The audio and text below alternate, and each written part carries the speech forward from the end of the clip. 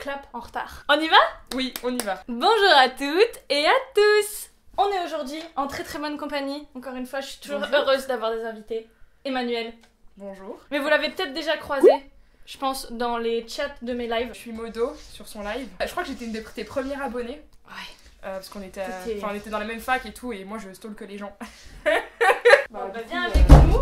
T'as pas intérêt à faire chier. Du coup, j'engueule les gens qui font de la merde sur le chat. Mais ça m'aide bien parce que s'il y a beaucoup de gens qui arrivent et qui disent des insultes aux gens, il me faut de l'aide quoi. Voilà. N'hésitez pas d'ailleurs à vous abonner et à activer la cloche si vous voulez avoir une petite notification de quand je démarre un live. C'est pratique, j'en fais des fois à l'improviste, mais normalement j'essaie de vous prévenir sur la chaîne. Twitter. Sur Twitter, beaucoup. Ah, je suis que sur Twitter. C'est très bien Twitter. Moi c'est là où je suis le plus active sur Twitter. Voilà. Puis c'est pas mal pour se faire insulter. Et donc aujourd'hui on est là pour quoi? En fait je te remplace, on est là pour Ah, fais ma présentation, t'es une meilleure youtubeuse que moi. Qui es-tu donc? On est là pour parler d'un sujet quand même très sérieux, même si on va rigoler quand même. On en rigole parce que si on rigole pas de la vie, c'est triste. On Et garde donc, la positive attitude. le sujet d'aujourd'hui c'est Le vaginisme et toutes les petites maladies sexuelles, féminines. On va dire ça comme ça. bah peut-être pas forcément féminine, ça arrive sûrement aux gens qui ont des vagins et qui sont pas femmes. Pour être inclusive, on va dire avec toutes les personnes qui ont des organes génitaux. une vulve, un vagin. Alors, un vagin, un utérus, un clito, tout le bins. Et donc il y a aussi une maladie qui s'appelle la dyspareunie. On prétend pas non plus être des scientifiques ou des médecins. J'ai pas un doctorat en médecine gynécologique ou autre, du coup non.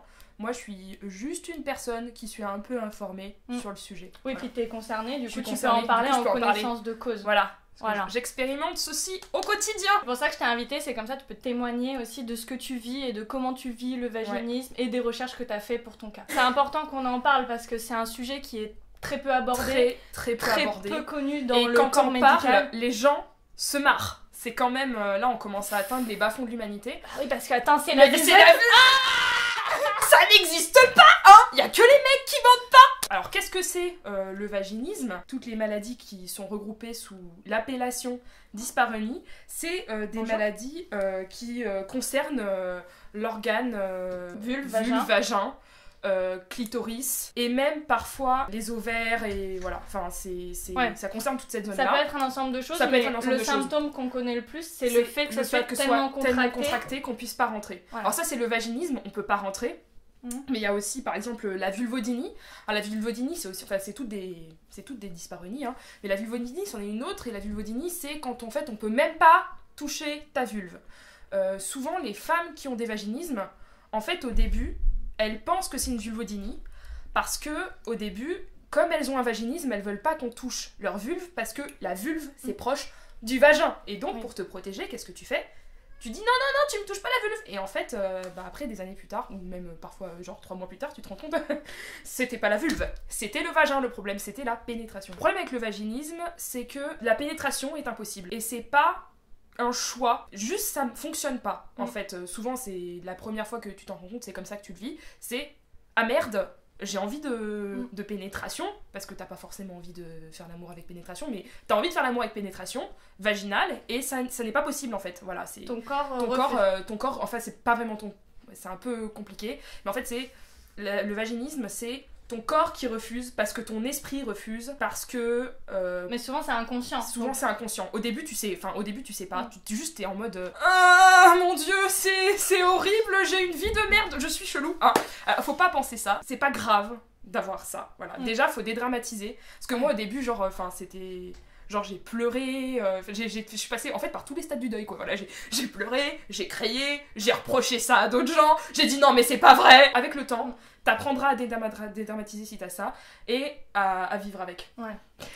Petite référence à quelqu'un qu'on apprécie. J'ai l'impression aussi que c'est vachement dur dans la société actuelle parce que justement la pénétration c'est vu comme c'est ça vraiment faire l'amour, c'est le sexe, c'est une pénétration. Il faut que ça soit avec un homme cis et avec un pénis et avec une pénétration qui rentre dans un vagin. Un homme cis.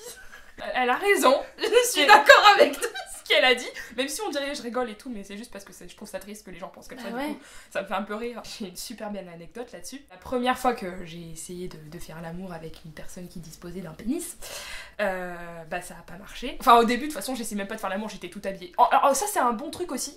Si quand t'aimes quelqu'un, que tu le ramènes chez toi après t'être bourré la gueule et tu mets un pyjama, peut-être qu'il y a un truc, tu vois. Peut-être que... Et en même temps, tu peux te mettre en pyjama en voulant faire l'amour, mais moi, je gardais le pyjama. Du coup, si tu veux, enfin là, c'est... En général, c'était une façon pour toi de dire protéger, que tu voulais pas. Que tu voulais pas. Enfin, si, je voulais, mais je voulais pas. C'est un peu... Tu préférais faire du sexe habillé. Voilà, au début. D'accord. C'était un message, du coup. C'était un message, mais en fait, des fois, c'est même pire, c'est que c'est toi qui dis à l'autre que tu vas rester ami avec lui. Enfin, moi, j'ai fait ça avec mes 3 premiers copains. En invoquant, tu sais, les trucs de merde, genre... non, mais t'es trop bien pour moi, alors qu'en fait... Parce que je savais que c'était moi le problème, mais j'arrivais pas à mettre les mots dessus. Et en fait, le truc, c'est que j'avais peur de faire l'amour. C'était un truc, mais genre, j'avais dressé ça en parangon de « Ah, ça y est, tu deviens une femme, t'as baisé ». Et en fait, du coup, je m'étais tellement crispée sur cette première fois, sur l'acte et tout, qu'en fait, j'étais flippée. Et du coup, je fuyais à chaque fois. Donc en fait, tu rentres dans une relation, tu te dis « Ah, tu vas le faire ». Et en fait, tu te dis « Tu vas le faire ». Du coup, t'as peur. Du coup, tu le fais pas. Faut pas... Alors que t'étais amoureuse. Alors j'étais amoureuse où j'avais énormément de désir. Il y a eu des personnes que j'étais pas amoureuse, mais j'avais beaucoup de désir pour eux. Et j'avais vraiment envie de leur faire l'amour. C'était avec pénétration, mais c'était pas possible. Et je le sentais bien que... à cette époque, je pouvais pas vraiment mettre les mots dessus parce que j'avais jamais encore vraiment essayé. Mais la simple idée genre de dormir dans la même chambre qu'eux, ça me faisait pleurer. Donc il y avait un truc qui allait pas, quoi. Mais j'avais pas encore les mots. Et donc moi mon but c'est que les personnes qui ont un vaginisme, elles le sachent plus vite, plus tôt, pour qu'elles puissent se soigner plus vite et plus tôt. Parce que ça rassure déjà de mettre un mot dessus. Ça rassure de mettre un mot dessus. J'ai passé on va dire quasiment 9 mois sans savoir du tout. Du moment où j'ai commencé à essayer d'avoir une vie sexuelle active avec pénétration vaginale, jusqu'à ce que je le sache. Et je l'ai su parce que mon copain est un féminazi, voilà, vegan en plus. T'as trouvé le combo. J'ai trouvé le combo. Yes. Il est blanc et il est 6. Ah merde. Voilà, mais je me dis souvent, j'aurais dû sortir avec un paquet trans, tu vois, comme ça j'aurais bien été dans le truc. Et en fait, mon copain actuel, du coup, m'a dit, j'avais pris l'habitude d'expliquer à mes partenaires sexuels que avec moi, il y avait pas de pénétration vaginale, que c'était juste pas possible, que j'avais essayé, ça marchait pas, fallait pas essayer, c'était exclu direct. Avant même de commencer, tu vois, genre à se tripoter, bim, fin de la conversation, ok, j'ai compris que tu voulais baiser avec moi, on s'explique. Pour partir sur des bases où on est d'accord tous. Avec mon copain, je lui ai dit que avec moi c'était pas possible. Et en fait, il m'a dit, mais peut-être que t'as ça. C'est lui qui a mis le mot de vaginisme. C'est lui qui a mis le mot de vaginisme. Et avant même qu'on commence à avoir une vie sexuelle, en fait, avant de commencer à faire l'amour, on a cherché sur internet des trucs qui expliquaient qu'est-ce que c'était. En fait, pour la première fois de ma vie, déjà, j'ai eu un orgasme, bizarrement. Quand tu mets les mots sur un truc, ça fonctionne mieux. Ça a libéré déjà un truc dans ma tête, tu vois. Enfin, je me disais que en fait, j'avais pas besoin de pénétration. Déjà, la société, elle te dit que t'as besoin de pénétration, alors qu'en fait, t'en as pas besoin. Tu peux avoir du plaisir sexuel avec ton corps en entier. Même avec tes mains, tes pieds, tes seins, le bout de tes cheveux, tes oreilles, tout est un objet de... Voilà, tu peux tout faire avec ton corps. Surtout avec ton cerveau. Surtout avec ton cerveau, parce que quand même le sexe, c'est quand même principalement avec le cerveau que ça se gère. L'excitation, le désir et tout. D'où le fait que le vaginisme vient aussi du cerveau. C'est pas une maladie comme, je sais pas, l'endométriose, le syndrome des ovaires polykystiques. Une mycose, voilà. Ça vient pas d'un germe ou de ta vie de merde génétique ou parce que t'as bu trop d'eau chaude, je sais pas, c'est pas ça. Le vaginisme est une maladie qui vient de ta psyché. C'est une maladie psychosomatique. Ça veut dire psychosomatique qui a une incidence sur le corps. Donc c'est des vrais symptômes, des vrais... tu vois, au niveau des muscles, il se passe vraiment quelque chose. Physiquement, il y a vraiment quelque chose. Mais n'empêche que l'origine est dans la mentale. Et en fait, c'est une maladie qui est socialement réversible. C'est-à-dire que c'est une maladie qui est due à la société. Donc là, on laisse un petit temps pour une réflexion. Vas-y, réfléchis à ta vie de merde sociale. Réfléchis, voilà. Et donc, pourquoi est-ce une vie de merde sociale, Johnny ? Dis-le-moi, vas-y. Il y a plein d'origines aux maladies telles que le vaginisme, dyspareunie, mais celles qui sont les plus notables et celles qui reviennent le plus souvent, donc il y en a 4, c'est les abus sexuels, donc que ce soit pendant l'enfance ou avec un partenaire, qui ait eu consentement ou non, c'est pas une question de... c'est juste que t'as été traumatisé par un acte sexuel. Toutes les expériences traumatisantes peuvent être l'origine d'un vaginisme. Il y a les traumas pelviens, alors ça va plus concerner les femmes qui ont déjà accouché, parce que souvent l'accouchement est vécu de manière assez traumatique, parce que On fait plein de choses qu'on devrait pas faire sur le corps d'une femme. On fait des épisiotomies qui sont complètement évitables. Je crois que c'est 95% des épisios qui sont pratiqués sont évitables. Voilà. Autre cas craignos de notre société. On va parler du corps médical après. On parlera du corps médical après. Troisième cause. La violence, qu'elle soit physique ou psychologique, d'origine domestique. Tes parents qui t'ont violenté quand t'étais enfant. Même pas forcément sexuellement. Non, c'est pas sexuel là, je parle que de violence psychologique ou physique. Et du coup, en fait, plus tard, ça a des conséquences dans ta vie sexuelle. Sur le moment, à ce moment-là, c'était pas un problème d'avoir une violence, ça se révèle plus tard. Voilà. Donc c'est un peu un truc sous-jacent qui travaille pendant toute ta vie, et puis d'un seul coup, bim, t'essayes de baiser, ça marchera pas. Alors il y a encore deux autres choses. L'éducation religieuse. L'éducation religieuse chez les femmes va entraîner un système oppressif qui laisse zéro place à la sexualité. Dans certains cas, va même dresser la virginité en parangon d'idéal de prude, de la Sainte Vierge, la Sainte Vierge Marie, ou même en fait dans toutes les trois religions monothéistes, globalement, la virginité c'est quand même, dans certains milieux c'est quand même bien vu. Les personnes qui ont des vaginismes et qui ont eu cette éducation religieuse, elles s'en rendent compte quand elles se marient. Donc imaginez, la première fois qu'elles essaient de faire l'amour, elles se disent qu'il va pas y avoir de problème, enfin normal. Puis en plus il doit y avoir une pression de genre faut consommer le mariage. Non, ça dépend après de ton partenaire. Si elles ont attendu le mariage pour faire ça, il y a de une pression interne, même elles se mettent une pression. Dans ce genre de milieu, c'est pas seulement la sexualité qui est importante, c'est aussi la fonction reproductive du sexe. Le problème qui va se poser, c'est que en fait elles peuvent pas avoir d'enfants. Il y en a certaines qui vont jusqu'à aller dans des pays où c'est légal de faire ça, et se faire mettre du botox sur leurs muscles vaginaux pour qu'en fait ils soient figés, ça les anesthésie, et comme ça en fait elles peuvent se faire. Alors pour moi, je considère ça comme un viol. Après ça dépend comment tu conçois le viol ou pas, mais enfin globalement c'est pour forcer quoi. C'est pour forcer son corps à pouvoir mettre le pénis de ton partenaire, et voilà, comme ça il éjacule dedans, tu fais des bébés et t'es vraiment une femme et une épouse. C'est hard comme solution. Ouais, mais il y en a qui le font. Sur des groupes de femmes, principalement des femmes qui ont des vaginismes, et il y a certains groupes, je vais même pas parler de la religion des personnes qui ont ça, mais là c'est vraiment le problème, c'est la religion. Et en fait, comme il y a une pression sociale sur la femme pour qu'elle fasse des enfants, en fait elle fait ça. Mais c'est même pas parce que c'est même pas pour elle, pour sa sexualité qu'elle le fait. C'est pour avoir des enfants et que son mari, il la laisse tranquille. Mais c'est... On revient limite aux années 50, quoi. C'est extérieure qui est hyper forte sur leurs épaules. Après, le dernier, l'éducation rigide tout court, c'est pas forcément religieux, c'est une éducation rigide. Cette éducation rigide va s'allier avec le fait que le corps va être vu comme sale, et que c'est que le spirituel l'intellectuel justement, qui va être mis en avant. Oui, tout ce qui est dans le corps, tout ce qui est sexualité, c'est caca, c'est les animaux. C'est malsain. En fait, c'est un peu l'héritage cartésien là, qui va se mettre qu'on va remarquer. Ça aussi, c'est de la merde, mais c'est pas le même type de merde, parce que globalement, une éducation rigide, quand tu pars de chez tes parents, tu peux réussir à t'en sortir. Alors que l'éducation religieuse, ça c'est le pire quoi. Pour moi, c'est avec le viol. Ça dépend à quel point ça t'imprègne et tout, et comment tu fais pour t'en libérer après, t'en départir vraiment. C'est très compliqué justement. En fait, le problème c'est que comme il y a toutes ces origines possibles, et que pour soigner son vaginisme, on doit déterminer quel est le problème qui a donné le vaginisme. Trouver les causes profondes. La source. Parce que comme c'est intellectuel, tout vient de la tête. Il faut trouver la source. Et parfois, la source, en fait, il n'y en a pas une. Et là, ça devient très compliqué, c'est multiple. Voilà. Et j'ai lu des témoignages sur les groupes où je suis. Alors, c'est principalement sur Facebook. Facebook, parce qu'il y a les groupes fermés, c'est peut-être plus pratique pour avoir un cercle safe. Moi, sur Discord, je voulais trouver un Discord qui parle de ça. Mais en fait, comme sur Discord, il faut être invité. Ah oui. C'est encore plus compliqué que sur Facebook. Sur Discord, cherche pas. Et du coup, comment ça s'est passé au niveau de si t'as été prise en charge par un médecin, si t'as voulu trouver des solutions auprès du corps médical? Qu'est-ce qui t'a répondu? Je vais tracer le truc, ce sera plus simple. Les 6 premiers mois, j'ai dit que c'était pas ça. Je disais que j'avais pas de trou et que tout allait bien. Avec mon copain, on est allé sur internet, donc retourne-y, peut-être que tu vas trouver des réponses. Et là, j'ai commencé à lire pendant à peu près 3 mois.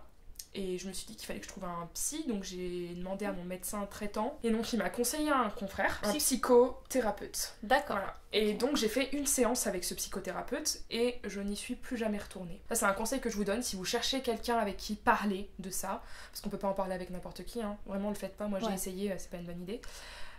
choisissez les personnes avec qui en parler. Voilà, faut se sentir bien. Voilà, faut se sentir bien. Et donc moi le problème c'est qu'avec ce mec là, ça marchait pas parce que c'était un homme cis, blanc, hétéro-valide de 45 ans. C'est l'âge de mon père. Ouais. Ça pouvait pas marcher. Globalement, il ressemblait trop à des hommes qui m'avaient fait du mal tout au long de ma vie, donc ça pouvait pas marcher. Et après, donc je suis allée dans d'autres endroits et j'ai fini par trouver une psychothérapeute qui est une femme déjà. Pour moi, c'était mieux. Après, ça dépend de comment tu te sens, hein.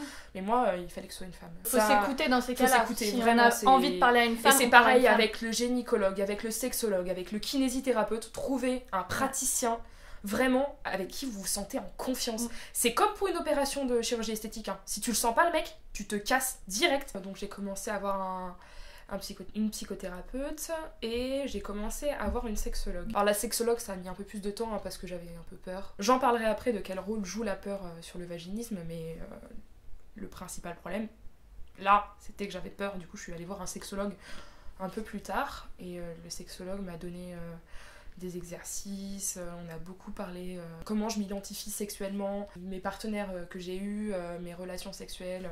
Alors moi je suis un espèce d'ovni. Quand j'étais jeune, 18, 19, 20 ans, j'avais décidé d'attendre jusqu'au mariage. Du jour au lendemain, globalement, je me suis dit en fait c'est de la merde, Jésus... Enfin, du coup vous savez que c'est Jésus le problème, mais...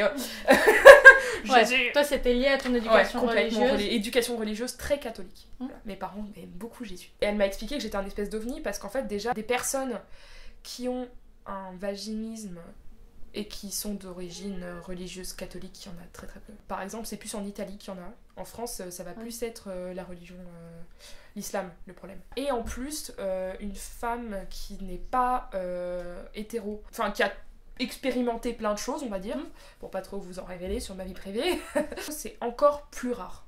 D'accord. Elle comprenait pas trop, parce qu'en fait, elle avait jamais vu quelqu'un comme moi. J'ai fait 3 séances avec elle et j'ai arrêté, et j'ai pas trouvé d'autres sexologues à Grenoble, en tout cas, qui puissent te prendre en charge. Qui puissent me prendre en charge, qui ait suffisamment d'expérience. Moi, le problème, c'est plus la religion, c'est autre chose, que j'ai pas encore trouvé. Je cherche, hein. C'est un peu long. C'est pas une maladie qui se guérit en 6 mois. Tu passes par une période d'errance. On peut pas appeler ça de l'errance médicale, parce que déjà, il faut que tu sois identifié, faut que tu mettes les mots dessus. Les autres personnels soignants, après... Et donc j'ai fait 9 mois de psychothérapie, et au bout de 9 mois, je me suis dit que ça marchait bien pour éviter que je me suicide. Parce que ça fait... Enfin, c'est pas hyper positif ce que ça fait sur ta tête et sur ton corps, hein, parce que moi, j'avais toujours pensé que j'allais réussir ma vie sexuelle, et elle était complètement ratée. J'étais pas bien, je me sentais pas à l'aise dans mon corps, et ça révélait plein d'autres choses. Du coup, tu peux faire des dépressions, il y en a même qui font des tentatives de suicide. Enfin, faut vraiment se faire accompagner par des bons professionnels. Avoir un bon médecin traitant, et un bon gynécologue que j'ai fini par décider d'avoir au bout de... Bon, on va dire qu'en moyenne, tu choisis ta gynéco ou tu vas chez un gynéco à 18. Moi, j'y suis allée à 24. Mais il y a énormément de femmes qui vont chez le gynéco très tard. Très tard, et faut pas. C'est une injonction. Fais avec. Non mais si c'est pas possible, si c'est trop dur, je comprends que... Non mais en fait, même si c'est trop dur, il faut y aller. Parce qu'en fait, t'as personne d'autre qui va t'écouter, hein. Ton médecin généraliste, il est pas habilité à parler de ça. Il faut aller voir un gynécologue au moins une fois. Et lui pas faire une séance, j'ai mal en dessous du sein, est-ce que tu peux regarder? Non, faire une séance où tu fais un bilan de ta vie hormonale, ta vie sexuelle, ta vie, tout. Voilà, ça dure 1 heure, tu payes ça super cher. On fera une vidéo spéciale sur le gynécologue, comment ça se passe une séance de gynéco, mais il y a aussi beaucoup de dialogue en fait. Du coup, c'est important d'y aller, même pour parler à quelqu'un, même de dire je veux pas d'examen, je peux pas me mettre Par exemple, c'est con, mais si j'étais allée voir un gynécologue plus tôt, il y a une autre maladie que j'ai. On pourra en faire une vidéo, hein, si ça les éclate. J'ai une autre maladie et en fait elle aurait pu être détectée plus tôt, et si on avait détecté cette maladie, on m'aurait détecté le vaginisme. Tu veux dire ce que c'est? C'est un syndrome des ovaires polykystiques où j'ai des kystes sur les ovaires et j'ai un endomètre un peu trop épais parce que j'ai trop de testostérone et pas assez de LH.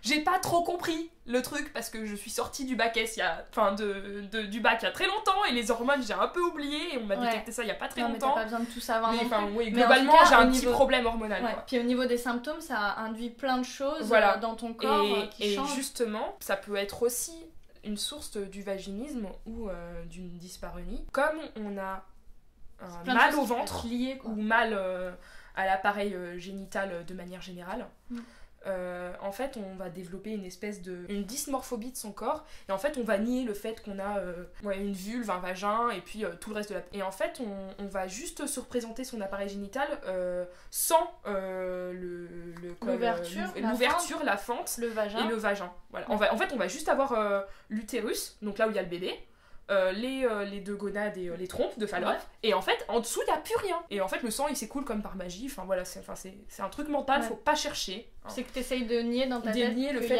qu'il y a cette entrée, voilà. Et en fait non, tu cherches pas à nier, tu penses que personne ne peut y rentrer. Moi je trouve cette théorie très intéressante. Après il y a différents courants évidemment de pensée, hein.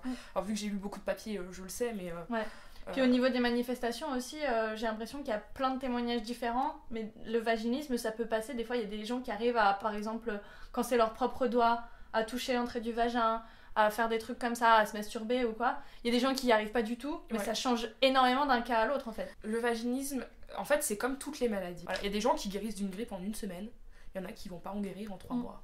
Voilà, il y a des gens qui vont se taper une angine ou une otite et puis ça va empirer, ils vont pas comprendre et les médecins ils vont être là, mais qu'est-ce que c'est ce truc ? Bah là c'est pareil, j'ai des amis de l'université qui ont eu des vaginismes et elles ont guéri en 2-3 mois quoi, parce que c'est juste après quelque chose qu'elles ont vécu, elles ont eu ça, et en fait ça s'est remis en place tout seul parce qu'elles avaient déjà eu une vie sexuelle avant. Quand ton vaginisme s'installe avant que t'aies commencé ta vie sexuelle, là c'est un peu plus compliqué, et de toute façon c'est une maladie qui va mettre longtemps à guérir. C'est très très rare les personnes qui vont réussir à en guérir en 3 mois quoi. C'est si les causes sont plus ou moins profondes en fait, j'ai l'impression, si c'est quelque chose qui remonte à l'enfance, qui est vraiment très très loin enfoui, très refoulé aussi j'imagine, parce que c'est profondément inconscient, alors que consciemment on est juste on a du désir, on a envie de faire l'amour machin, et si c'est quelque chose de très très loin qu'il faut aller creuser au niveau d'une psychothérapie ou des choses comme ça, forcément ça met du temps, c'est des choses qu'on règle pas tout de suite, il faut faire un long travail sur soi-même, mais on peut se faire accompagner sur ce travail-là quoi. Si vous avez des proches et qui sont un petit peu ouverts sur le sujet, ma belle-mère est venue voir, elle m'a fait « Oui, ton chéri il m'a dit ça, viens on va en parler, Ok. Elle a fait le premier pas vers toi quoi.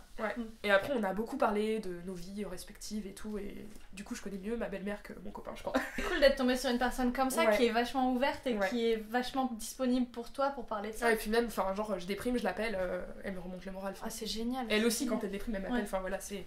En fait faut trouver un peu sa besta de maladie. Quand c'est la merde, tu l'appelles, tu lui racontes tout ce que t'as à dire, et en fait faut rentrer dans un consensus où c'est un peu voilà, c'est le moment où elle te parle, ça va, puis après elle met ça dans une boîte et puis elle oublie un peu quoi. Et si jamais vous avez personne comme ça, allez voir un psy ou votre médecin généraliste, vraiment faut en parler à quelqu'un, faut trouver quelqu'un à qui en parler, faut pas rester seul. Au début moi je suis restée un peu seule et c'était pas une bonne idée. J'ai fait une dépression, c'est pas bien. Faut pas... Enfin, c'est pas que c'est pas bien de faire une dépression, hein. C'est pas ta faute si tu fais une dépression en général. Non, mais c'est difficile à vivre. C'est difficile à vivre, donc essaye de pas le vivre seul. Essaye de le vivre avec des gens qui t'aiment ou au moins qui acceptent de t'accompagner là-dedans. Voilà. Si t'as un conjoint ou une conjointe, parle-en avec. De toute façon, a priori, vous en avez parlé, hein, si t'as un vaginisme. Si t'en as pas parlé, c'est que tu dois le quitter tout de suite. Maintenant. Surtout ou un partenaire qui comprend pas, qui fait pas l'effort d'essayer de comprendre et qui essaye de forcer, qui met la pression, qui shame. Surtout pas rester dans ce genre de relation toxique là. Relations toxiques, en fait les gens qui vont te dire oui tu dois te remettre en question, tu te casses maintenant, tu pars, les gens qui te disent oui tu dois changer, tu dois consulter je sais pas quoi. En fait si c'est pas bienveillant tu t'en vas, parce que la bienveillance, je crois que c'est un comportement de base. Surtout quand tu partages c'est une aussi intimité, intime, voilà. Donc si t'es pas bienveillant, en fait tu t'en vas quoi. Les comportements non bienveillants, je trouve que c'est hyper dangereux. Bon, dans toutes les situations, que t'aies un vaginisme ou non, c'est en fait c'est au-delà du vaginisme dans ta vie, s'il y a des gens qui sont pas bienveillants. Conseil de vie. Et après il y a plein de méthodes pour se soigner, donc voilà, il y en a qui vont aller voir des sexologues, d'autres des psychanalystes, d'autres des psychothérapeutes, d'autres qui vont faire des psychothérapie cognitivo-comportementaliste. Mais il y en a plein des psychos, des kinés, avec d'autres préfixes derrière. Suffixe, et il faut trouver le bon truc. Il y a des kinés. Moi j'ai commencé une kinésithérapie parce qu'en fait, justement on va pouvoir en parler là maintenant, en fait le kiné il peut apprendre à contrôler les muscles en fait, qui sont au niveau du périnée et de tous les muscles qui entourent le vagin et la zone vaginale. Parce qu'en fait le vaginisme, comme tu le choisis pas, Enfin, c'est pas... Tu choisis pas d'avoir un vaginisme. Hein. Oui. En fait, les personnes qui ont des vaginismes, elles ont un très très bon contrôle de leur périnée, mais c'est inconscient. Le kiné, ça peut t'apprendre à muscler ton périnée et à le contrôler. Pour les personnes qui ont des problèmes post, par exemple, accouchement, tu vas chez le kiné, il t'apprend à recontrôler ton périnée. Pas de fuite urinaire, c'est cool. Pas de descente d'organes. Pas de descente d'organes, encore plus cool. Et en fait, le problème quand t'as un vaginisme, c'est qu'à chaque fois que tu vas essayer, ton périnée va faire comme ça. Ouais. C'est surtout apprendre à le relâcher. Impossible à passer. Et du coup, le but, c'est de te détendre. Et donc, le kiné, il va te faire des exercices de respiration, détente musculaire, et surtout, il va te réapprendre à réapproprier ton corps, il va donner des exercices à faire à la maison. Alors, c'est le sexologue aussi, en général, enfin... Quasiment tous les spécialistes vont te donner des exercices à faire. Par exemple, les exercices de Kegel, tu peux faire ça toute seule, sans aller voir un spécialiste. Il y a plein de vidéos sur internet. Tu peux le faire aussi quand t'as pas un vaginisme. Hein. C'est pas mal aussi. J'ai cru comprendre pour la sexualité. Voilà. Savoir bien contrôler son périnée. Alors, moi, ça me sert à rien. Mais pour toi qui n'as pas de vaginisme, non, puis surtout les exercices de Kegel, souvent ça implique des boules de geisha et du coup si tu peux déjà à la base pas les insérer, pas les mettre en place, c'est pas possible. Bah si, l'exercice de Kegel tu peux faire sans les boules de geisha pour apprendre déjà à sentir un peu ton périnée. Parce qu'en fait il y a beaucoup de personnes qui ont des vaginismes qu'en fait qui le sentent même pas. Enfin par exemple moi je le sens pas au début, j'avais juste mal. Après il y a plein d'autres choses, hein. Après il y a les dilatateurs, alors moi je suis profondément contre mais c'est juste parce que je pense que c'est utilisé beaucoup trop tôt souvent, se mettre une pression énorme. Ah oui, c'est vraiment faut que ça rentre et en fait des fois faut juste écouter et bah oui, tu vas mettre 3 ans à réussir à mettre le dernier niveau parce qu'en fait au début c'est plus petit qu'un tampon hein, pour te donner l'ordre d'idée du vaginisme. Au fur et à mesure tu vas y arriver, enfin faut pas être pressé quoi. Par exemple moi j'en ai pas acheté, ça fait quasiment 2 ans que je sais que j'ai un vaginisme. Ça fait plus de 2 ans que j'essaye d'avoir une sexualité avec pénétration et que ça marche pas. Attends, c'est pas une solution qui te convient Ah non, moi je pense pas. Non. Ouais, c'est assez intrusif et peut-être un peu... Bah surtout j'avais déjà acheté un belette donc... pour moi qui suis complètement dans ma tête, tout mentalisé, faut que je trouve d'abord la source quoi. Le truc important, c'est que comme ton périnée il se ferme comme ça, voilà, il est tout serré, en fait ça fait un cercle vicieux parce que qu'est-ce qu'il fait ton partenaire? Il essaye de rentrer avec son pénis ou avec un dildo, mais ça ne marche pas. Et du coup, qu'est-ce que ça fait? Ça fait mal. Et du coup, qu'est-ce que ça fait mal? Qu'est-ce que ça fait quand ça fait mal? Bah du coup, t'as peur. Et vu que t'as peur, ça se resserre encore plus. Et ça fait un cercle vicieux du vaginisme. Et moi, j'ai déjà ressenti, alors que j'ai pas de vaginisme, mais dans les relations sexuelles qui étaient pas super agréables, où il y avait des trucs, pareil, c'était souvent avec le partenaire en question, ça se passait plus bien au niveau de la relation, et du coup, j'avais tendance aussi à me contracter beaucoup et à avoir des douleurs pendant les relations sexuelles, et du coup, en fait, plus t'as mal. Parce qu'en fait, plus t'as mal, plus tu contractes, et plus tu contractes, plus t'as mal. Faut arriver à casser l'engrenage à un moment. Donc voilà, et par exemple, le vaginisme, c'est peut-être juste pas essayer de faire des pénétrations. Ouais, le vaginisme, la bonne méthode, c'est... Alors, moi j'ai fait ça comme ça, vous faites ça comme vous voulez. Si chacun sa solution. Chacun sa méthode, chacun sa solution, faut juste écouter. Mais moi ce que j'ai fait, et qui a bien marché, et j'en ai parlé après sur des groupes, et les filles qui m'ont écouté, enfin qui ont essayé de faire ce que j'avais fait, c'est-à-dire s'écouter, et voilà, ça a bien marché. La bonne méthode déjà c'est d'arrêter. À part genre les caresses, les câlins et tout. Ou s'arrêter au stade où on sent que ça va pas le faire, t'arrêtes. Et tu dis, non, là, je suis trop tendue, je sens que genre, je vais pas bien. Et en fait, en faisant ça, déjà, t'apprends à faire la nuance entre avoir beaucoup de désir et être pas bien. Parce que souvent, c'est très très proche comme sentiment, émotion, voilà. Des fois, c'est un peu compliqué, surtout quand c'est le début de ta vie sexuelle et que t'as aucune expérience. Quand tu sens que t'es plus à l'aise, t'arrêtes. Même si tu laisses le mec bandé comme un taureau et toi tu restes froide ou l'inverse, peu importe, t'as compris, c'est pas grave, tu lui expliques et s'il était pas prêt, et ben c'est que c'était pas la bonne personne. Ah oui, non, c'est... Voilà, enfin si elle, peu importe, et il est frustré parce que ah ouais, non mais tu te rends compte, tu m'as excité et maintenant bah j'ai la gaule et je peux rien en faire, et ben il y a un gant de toilette, une salle de bain, vas-y. Moi les premiers orgasmes que j'ai eu, mon copain ne s'approchait pas genre de mes jambes pour vous donner un ordre d'idée quoi, enfin c'était il me caressait un peu et de toute façon il était tellement doué que il avait compris en fait que avec moi ça allait pas marcher comme ça. On se frottait pas, on se touchait pas, les appareils génitaux quoi, c'était pas en dessous de la ceinture. Et pourtant j'ai réussi à avoir des orgasmes comme ça parce qu'en fait l'orgasme c'est complètement dans ta tête. On dire ouais un mec qui jouit quand il a éjaculé, c'est de la grosse merde quoi. Oui. Un mec qui jouit pas quand il éjacule, un mec qui jouit quand il jouit, c'est pas pareil d'éjaculer. Et c'est pareil pour les... Il peut y avoir des orgasmes sans éjaculation. Ouais, et puis j'ai dit mec, mais t'oublies, enfin t'as compris quoi. Donc aussi, je vous avais demandé sur Snap de m'envoyer des témoignages pour voir s'il y avait des gens qui étaient aussi atteints ou qui pensaient être atteints de dyspareunie ou alors de vaginisme. Et donc j'ai eu quelques témoignages. Donc on les a lus ensemble et tout, donc évidemment c'est des personnes qui se restaient anonymes pour la plupart, donc on va pas citer, mais il y a des trucs vraiment marquants qu'on a vus. Il y a pas mal de gens, j'ai l'impression, qui ont eu des relations différentes et c'était au fil de ces relations différentes là. Trouver des gens compréhensifs, bienveillants, ce qui n'était pas le cas forcément en relation précédente.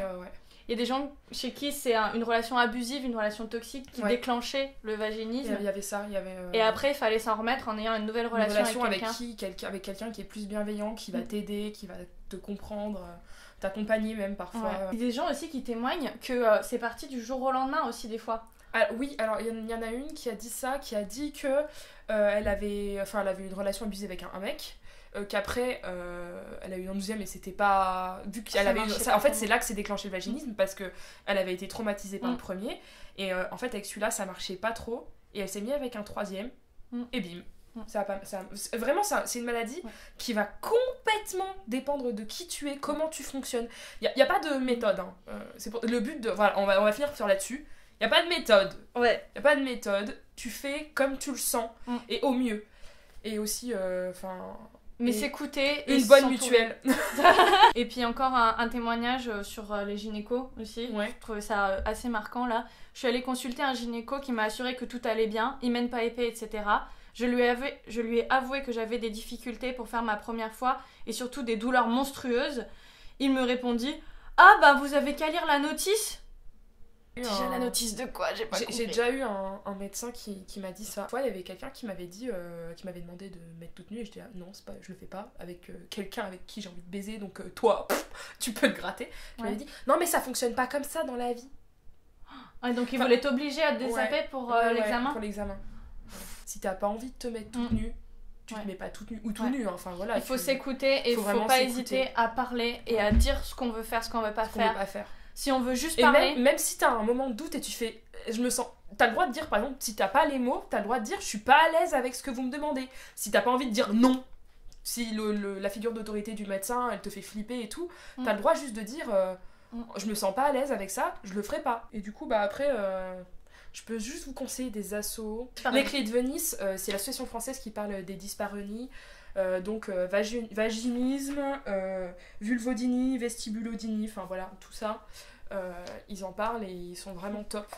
Ils ont un site internet qui t'explique. Moi, la première fois que j'ai compris, c'est quand je suis arrivée sur leur site. Voilà. Ah ouais, avant, je comprenais pas. Puis je te filerai aussi une vidéo qui explique très très bien qu'est-ce que c'est, parce que pour les personnes qui fonctionnent un peu comme moi, tant que t'as pas vu le truc médical qui t'explique avec les mots scientifiques qu'est-ce que c'est, une contraction réflexe du périnée, moi je vais être en mode... Et j'ai pas d'image, j'ai pas de description scientifique de... il fallait vraiment savoir exactement comment ça fonctionne. Il me faut une description scientifique, quoi, sinon ça marche pas. Bah, avec cette vidéo-là, j'ai encore mieux compris qu'avec les Clés de Vénus. Voilà. Moi, il me faut un truc scientifique. Voilà. Je fonctionne comme ça. Oui, il y a des personnes qui vont comprendre comme ça. Il y a d'autres personnes qui vont comprendre grâce à cette vidéo, tu vois. Enfin, on espère. Yeah! Et après, il y a des groupes Facebook. Tu tapes groupe vaginisme sur Facebook, t'as des groupes. Dyspareunie, t'as des groupes. Vulvodynie, t'as des groupes. De toute façon, t'as des groupes pour tout. Le seul problème, c'est qu'il y en a aucun qui est queer. Voilà, donc attends-toi à des « Oh ma soeur, t'as réussi à tomber enceinte, c'est tellement fabuleux, on va prier pour toi ». Par exemple, moi, ce genre de truc, ça me donne envie de dire « Mais c'est juste parce que c'est pas mes valeurs, tu vois. Si c'est tes valeurs, t'y vas, t'es content. » Donc en fait, pour conclure du coup cette vidéo, je dirais que déjà, essayez de faire diagnostiquer, renseignez-vous. Il y a pas mal de ressources, comme on l'a dit, comme on l'a évoqué. Tout est en barre d'infos. Plein de vidéos. Et puis même, en fait, moi, je l'ai jamais fait jusqu'à présent parce que j'attendais de faire cette vidéo avec Clémence. Parlez-en. Avec vous, les personnes qui sont importantes pour vous, vous pensez qu'elles peuvent être touchées par ça, parlez-leur-en. Voilà. Ou par exemple une amie qui va te dire ouais ça a pas marché, bah tu lui dis ah mais il y a les Clés de Vénus, va voir. Enfin si tu simplifies le truc, si tu rends ça vraiment faut dédramatiser à la cool, bah en fait ça peut aider pas mal de monde parce que moi je me souviens au début j'ai vraiment dramatisé ça et même maintenant enfin je le vis pas hyper bien parce si t'avais une amie qui en avait parlé si j'avais une amie qui en avait parlé de façon plus dédramatisée, peut-être que j'aurais pas vécu ça de la même manière ou enfin voilà.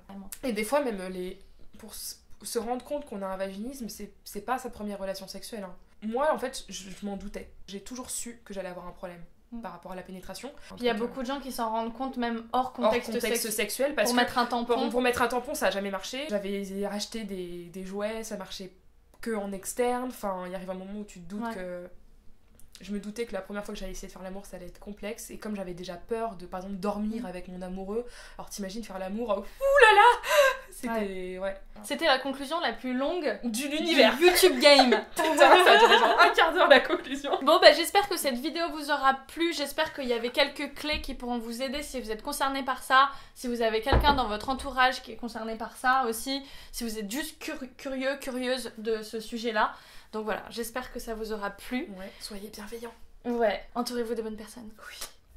Je vous dis à très bientôt pour de nouvelles vidéos. Et d'ici là, comme d'habitude, faites-vous plaisir.